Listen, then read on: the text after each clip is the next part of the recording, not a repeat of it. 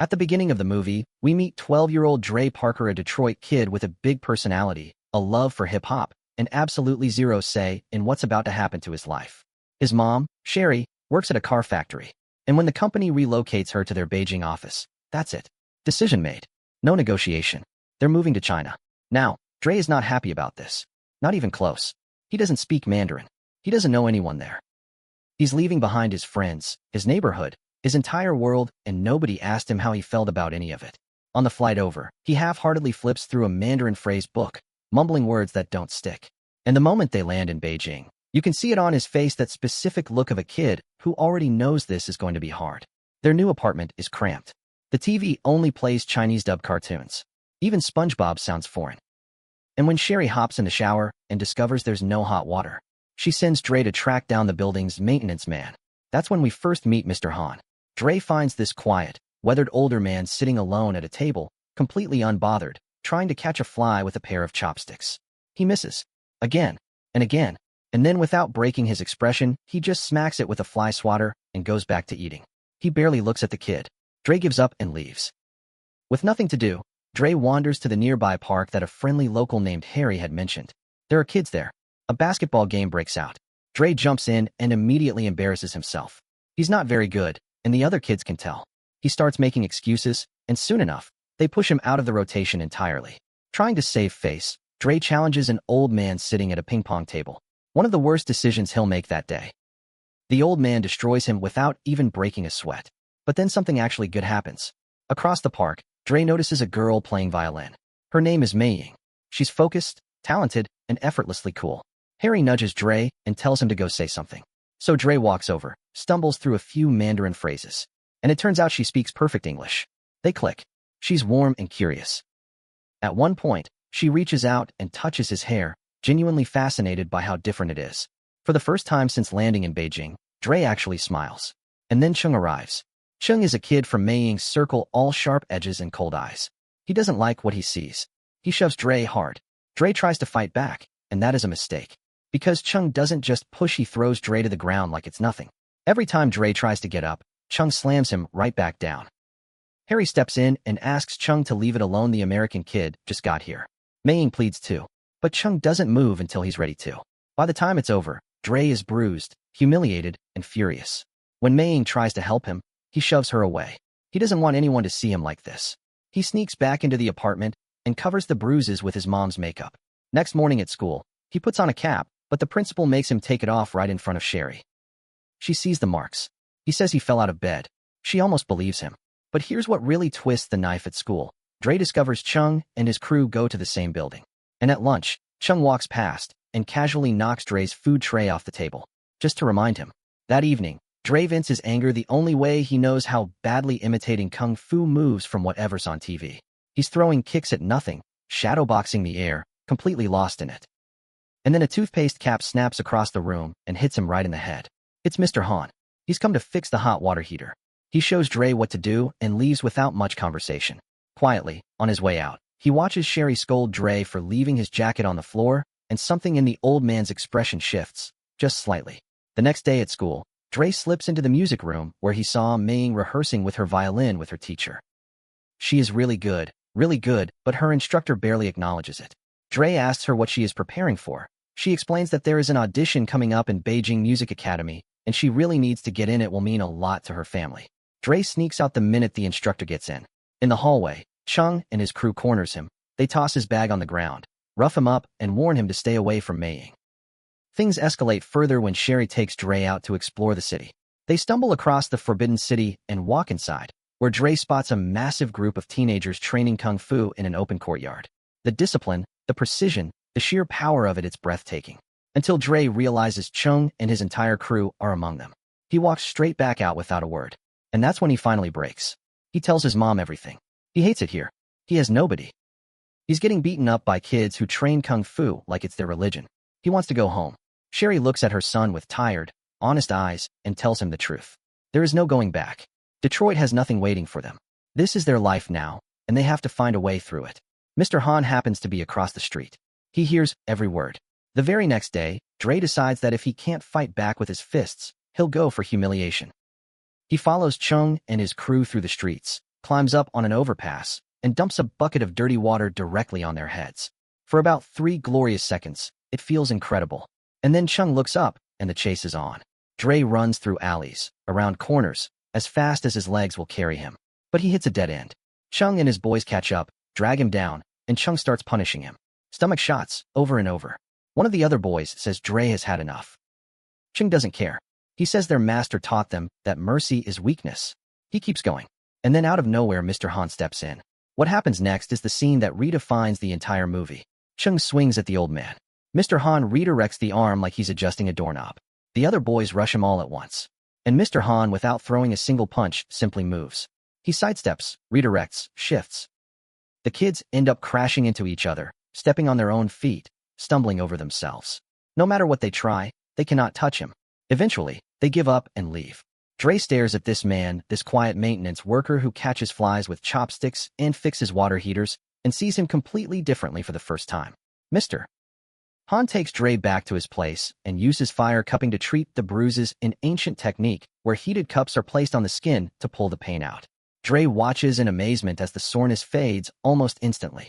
He starts asking questions. How did Mr. Han do that? Where did he learn it? Will he teach him?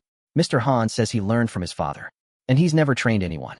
Dre tells him he wants to learn Kung Fu not to become a warrior, but to fight Chung and earn his respect.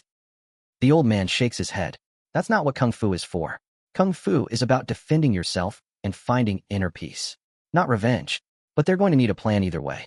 So Mr. Han takes Dre to the Fighting Dragon Kung Fu Academy to talk to the instructor Masterly. What they walk into is chilling. 2 students are sparring. One knocks the other to the ground, and then stops instead of finishing. Masterly explodes at him. He shoves the student away and tells the entire class that when your opponent is down, you don't stop. You make them feel so much pain that they never want to face you again. This is not a martial arts school. This is a factory for cruelty. Mr. Han tries to reason with Masterly. It doesn't work. But he spots a tournament poster on the wall and makes a deal. Dre will compete. Fair and square. And until then, his students leave the boy alone. Masterly agrees. Then he leans in and says quietly that if Dre doesn't show up, both of them will regret it. Outside, Dre spirals. Before, he was getting beaten in back alleys where nobody could see. Now he's going to be destroyed in front of an entire arena. Mr. Han makes him a promise. What Masterly teaches is not real Kung Fu. It's a weapon dressed up as a discipline. He will teach Dre the real thing. Training begins the next morning. Dre shows up early, buzzing with energy, throwing goofy poses to show off. He accidentally knocks over one of Mr. Han's vases. Not a great start. Mr. Han walks him over to a wooden post, hands him his jacket, and says, "Hang it up." Dre does. "Take it off the post. Put it on. Take it off. Hang it up again." That's it. That's day 1. Dre is completely confused. But he does it. When he gets home that evening, Dre walks in and hangs his jacket neatly in its place. Sherry is stunned. Day 2, same thing. Day 3, same thing. In the rain, while Mr. Han stands under an umbrella watching. When Dre tries to hide the jacket one morning, hoping they'll finally move on to something real, Mr. Han already knows. He sends him to get it. After days of this, Dre snaps. He's done. He doesn't see how hanging up a jacket is going to help him survive a trained fighter in front of a stadium full of people. He turns and starts walking out. Mr. Han calls him back one more time. He holds up the jacket. "Put it on." Dre reaches for it, and Mr. Han grabs his arm mid-motion. He explains what's been happening. Every single repetition, the reaching, the pulling, the turning has been drilling defensive Kung Fu techniques directly into Dre's muscle memory. His body has been learning without his mind realizing it. To prove it, Mr. Han starts throwing strikes at Dre, fast and without warning. And Dre blocks every single one. His arms move before he can think. His body reacts on its own, deflecting, redirecting, staying balanced. He shoves his teacher back without even planning to. Mr. Han smiles and says the words that define the whole movie. Kung Fu lives in everything we do, Xiao Dre. How we treat people, how we live, how we move. You just have to learn to see it. Mr. Han takes Dre on a train ride out of the city, up to Wudong Mountain, the place where his own father once trained him. On the way up, they stop and watch a woman standing perfectly still on the edge of a cliff.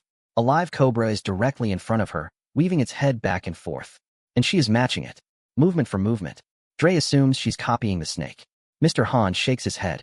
He's got it completely backwards. The snake is following her. Her stillness is so absolute, her mind so completely clear, that the cobra sees its own reflection in her calm and follows her lead. At Dragonwell, Mr. Han shows Dre his reflection in the still water. He explains, Before you can control anyone else, you have to control your own mind. That move is called the Cobra stance. It takes most people a lifetime to master.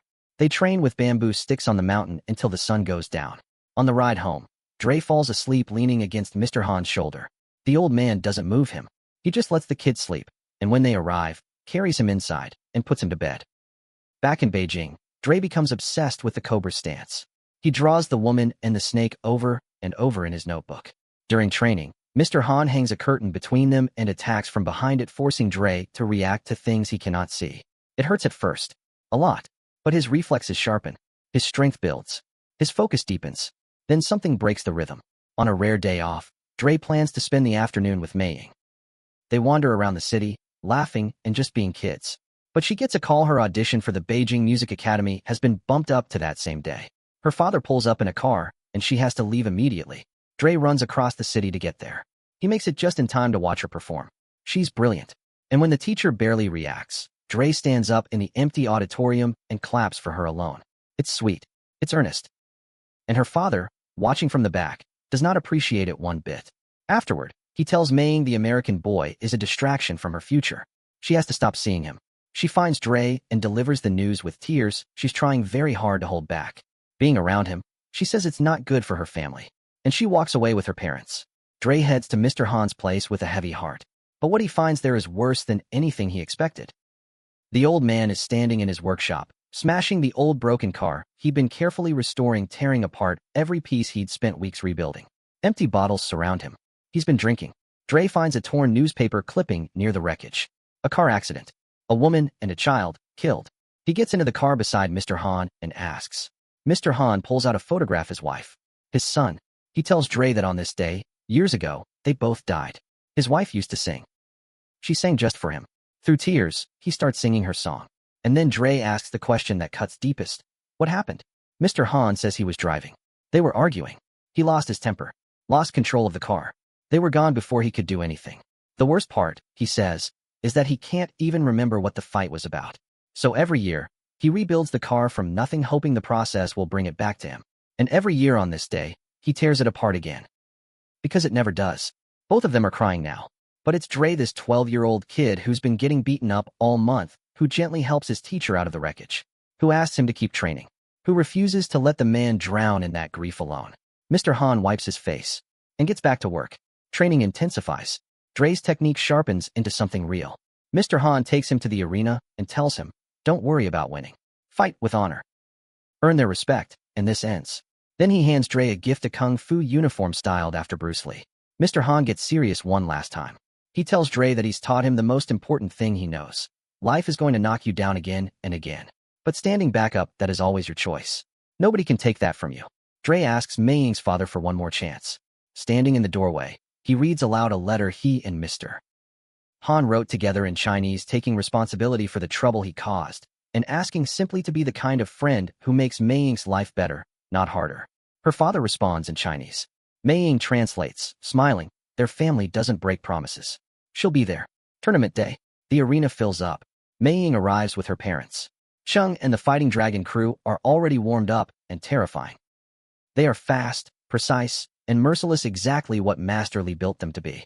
Dre's early rounds are shaky. Fear gets the better of him in the first match. He steps outside the ring before the fight even starts, losing a point to nerves. Mr. Han brings him back, tells him to forget everything except what's inside him now. Dre gets back on the mat, and he is different. He wins. Then he wins again, and again. Match after match, he moves through the bracket with a quiet, focused intensity that surprises everyone watching, including Cheng's crew. But then comes the semifinal. Dre is matched against Liang, one of the Fighting Dragon's best. And before the match, Master Li pulls Liang aside and gives him a quiet order. Don't just beat him. Break his leg. Liang targets the same spot over and over, the same leg, brutal repeated strikes. Dre goes down. The referees catch the illegal attacks and disqualify Liang, which technically means Dre advances. But the injury is serious. The doctor says he cannot continue. Dre asks Sherry and Mei Ying to leave the room. Alone with Mr. Han, he looks his teacher in the eye. He says he knows he can win. He begs him to use the fire cupping one more time. Mr. Han refuses. He says Dre has already proven everything. There's nothing left to prove. And Dre fires back with the man's own words. You taught me that getting knocked down is part of life, but standing back up is a choice. So why won't you help me make that choice? Mr. Han has no answer. With his hands shaking, he places the cups on Dre's leg. Walking is a struggle, and every step is agony. Out on the mat, the referee is about to award the trophy to Chung by default. Then the crowd hears footsteps. Dre limps back into the arena, and the entire building erupts. The final begins. Chung kicks him out of the ring immediately.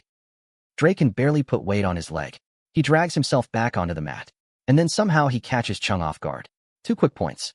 2-1 lead. The crowd is on its feet. Masterly calls Chung over and whispers in his ear, "Go after the leg." Chung hesitates. He's fought clean the entire tournament, but his master's word has always been law. He launches a hard kick directly at the injury. Dre screams and goes down. Tied up. 1 point each. Everything on the line. Dre can't use both legs anymore. He shifts his weight onto one foot, and he remembers the woman on the mountain, the cobra weaving its head, her absolute stillness, the way the snake saw its own reflection in her calm and followed without realizing it. Dre closes his eyes, opens them, and begins to move his head, slowly, deliberately, side to side. Chung watches, and without meaning to starts to mirror him. Then Dre explodes. He dodges, kicks off the ground, flips backward, and lands a single overhead kick clean and precise directly to Cheng's face. Chung hits the mat and does not get up. The arena goes absolutely silent for 1 second. Then it detonates. But here is the moment that nobody saw coming. Chung gets up slowly. He picks up the championship trophy and walks it over to Dre. He hands it to him with real, honest respect. No words, just a bow. And behind him, his entire team lines up and bows to Mr. Han, calling him master. Mr. Han and Dre look at each other across that arena floor. 2 people who were both broken in different ways when this started and who somehow fixed each other along the way. If you enjoy this recap, please drop a comment and let me know what you think of this movie. Don't forget to like, share, and click on the subscribe button so you won't miss more movie recap just like this one. See you in the next one.